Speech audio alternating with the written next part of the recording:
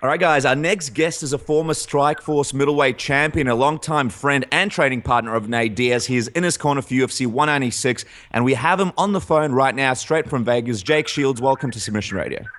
Hey, how's it going?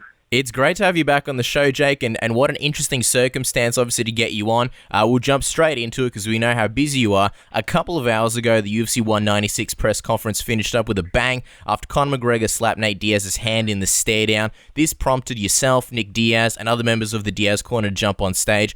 We got to ask you, what was going through your mind when you saw the slap, and what were your plans when you jumped on stage? Yeah, well, from my angle, it looked like I just saw him throw the punch. I didn't know if he hit him in the head or the arm. So I couldn't really tell the punch. So, I mean, Nate, to me, Nate's like a brother. So I got really mad and just hopped on stage. And, I didn't want to do anything stupid, obviously, to try to jeopardize the fight. So I kind of hopped on there to make sure everything was all right and the Connor's guys weren't jumping in. And then once I saw everything was under control, I kind of just went over where Nate was at. Well, the whole thing got broken up pretty quickly, but was there any part of you that thought, this is going to end up like Strikeforce Nashville and be bigger than what it ended up being? Yeah, I mean, a little bit, of course. You don't want things to turn ugly again, and we don't want fines and to jeopardize the fight. So that's why I was trying to keep it calm and just went and calmed Nate down, even though I was pretty upset that Conor smacked him for no reason. But it's one of those things. They get to fight in 2 days, so they might as well save it up for that. Right. And I mean, obviously, looking at what exactly happened, it looked like Conor slapped his hand as opposed to his actual head. Given the trash talk between Nate and Conor and how personal it's been over, really just the last week, did you expect this at all? And were you surprised it didn't happen earlier? I didn't really expect Conor to actually try and hit him. There's one thing talking crap, but to go and you don't throw a punch like that crossing the line. Well, McGregor made fun of Diaz's corner, which included yourself, and he did it a number of times through the press conference. What was the team's reaction every time McGregor said those things, and how personally did people take his comments? Yeah, it's no one likes getting shit talked about him, but you can't take it too personal. They're out there selling a fight, and I don't really care for Conor, but it's I respect him as a fighter. I think he's a good fighter, and he's ballsy, so I'll give him respect that way. So I think Nate's going to go out there and talk him. You mentioned in a quick interview with Gareth Davis earlier that you wouldn't mind taking Conor McGregor on in the street, and you'd like to see Nate fight him first, but you'd like to fight him as well. Now that things have calmed down, do you still feel the same way?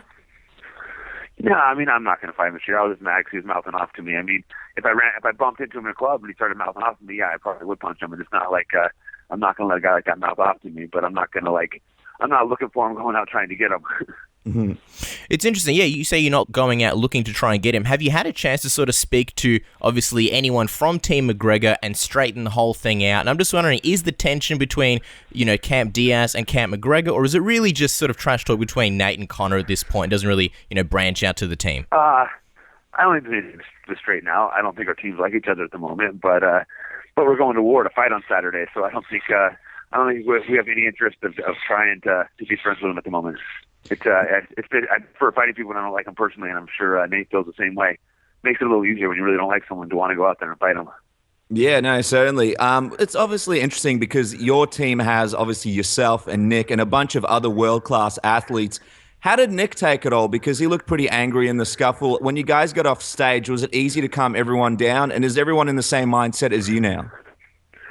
Oh, yeah, we all calm down pretty quick, for like 5 minutes, when things get pumped up, you can be really pumped up for a second, and usually the adrenaline wears off, and after like 5 minutes, we were all laughing about it, and like I said, we don't care for the guy, but it's, one of those things that after a couple minutes, you calm down and realize it's not that big of a deal. Before everybody calmed down, what exactly happened backstage, and did the UFC say anything to anyone from any of the teams about not continuing this over the next few days?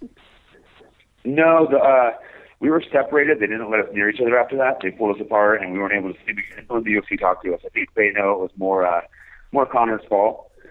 Conor, he went and punched his hand, which was completely out of line. None of us. I hopped on stage, but I didn't try to hit anyone. I was just trying to make sure everything was okay. I think the UFC realizes that no one in our team was out of line. We're just, we're a very tight-knit team, and we brawl out, we have each other's backs, but we're not looking to try to get in a fight. It's interesting because people are wondering what was Nate Diaz's reaction afterwards, after it all happened, and if you could just take us into what he was like after it, and if it had any effect on him, or if you think it has any mental effect on him going into this fight. Nah, it doesn't. Nate, I think maybe Conor's trying to rattle Nate up. Nate's too smart. He's been around too long. He can let this rattle him up. It just gives him more motivation to want to go out there and beat him up. And obviously sentiments of Richard Perez, he mentioned that when it is personal, Nate does get fired up. But, it does seem like Conor often gets into his opponent's head prior to the fight and attacks them mentally. Just want to get your take, Jake. How would you say Nate has coped and dealt with it thus far? Oh, he's totally fine. He's not a guy that can rattle very easily. He's been around for quite a time, been in quite a few fights. To him, it's no big deal. He's not going to fall for Conor's head games. Now, obviously, the big showdown, before the big showdown even happens, the weigh-ins are still yet to happen. What are you guys thinking going into this one? Will you be ready to jump back on stage if anything like this happens again? Or is the UFC going to do a job to sort of make sure no one jumps on stage now? Yeah, I don't know. I mean, I hope nothing happens, but it's like, Nate's my friend. If he thinks I'm not letting guys hit him, so I'm definitely not. I definitely don't want to fight, not trying to start anything, but he can't just go and smack him if he gets okay. We know that Nate's obviously had minimal time to prepare, but, just on the subject of obviously Nate's training partners and Conor's training partners, who are some of the training partners that have helped Nate prepare for this fight? And was he able to bring in anybody specific to mimic Conor? I mean, he had such a short time. He didn't really have a chance to do a camp. I mean, he had found out, about 10 days ago. Mm. So it was all, he didn't really bring him in. This is basic, his normal, boxing, running, jiu-jitsu. So, there's not much you can do in that time. You just got to, luckily he was in decent shape. Obviously, it would be nice to have a couple more weeks, but you got to make the best of what you got. I'm very curious, Jake, to hear your thoughts on his team. Obviously, he's got a movement coach. A lot of people think it's unorthodox. He also comes from a team that, is very well known in Ireland, but doesn't have as many obviously well-known fighters as the Nate Diaz team does. What are your thoughts on some of these unorthodox methods that he uses to prepare, and what are your thoughts on his team? I honestly don't know a lot of guys about his team. I don't want to go knocking them back for not knowing who they are. Mm-hmm. So they're pretty much unknowns. I mean, I don't think they can hang in team at our level, but I mean, obviously he has some good guys because Conor is performing well. And the movement thing, I don't know. It's is it a good thing or is it at least? Sure, it's a bad thing by any means, but I don't think it's the end all of everything. Like exactly like it is either. It probably helps him a little bit, but it's also it's just another tool to add to your game. Right now, Jake, we've got two questions, and then we'll let you go. We can't let you go without letting people know that you're competing at Polaris 3 in April. Are you excited for that, and what can fans expect to see? When can fans expect to see you fighting in World Series of Fighting again?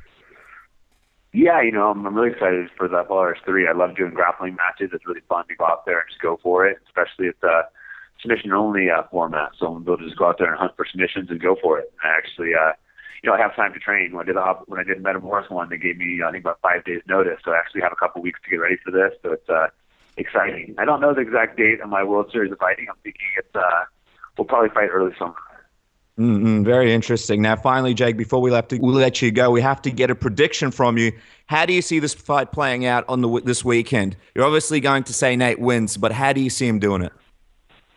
Yeah, I hate giving those kind of predictions, but people always ask how no fights. I hate doing them. It's a fight. Anything can happen out there, so I don't like to make predictions. I do think Nate's going to win, but it's going to be a war. I mean, Conor is good. I'm not going to. I don't care for Conor, but he is a good fighter, so it's definitely going to be a war. All right, well, there you go. You heard it from the man himself. We can't wait. This weekend, UFC 196 goes down with Conor McGregor versus Nate Diaz in the main event. And obviously, Jake, thank you so much for your time. You guys can follow Jake on Twitter at Jake Shields, AJJ. Always a pleasure, Jake. Thank you, guys.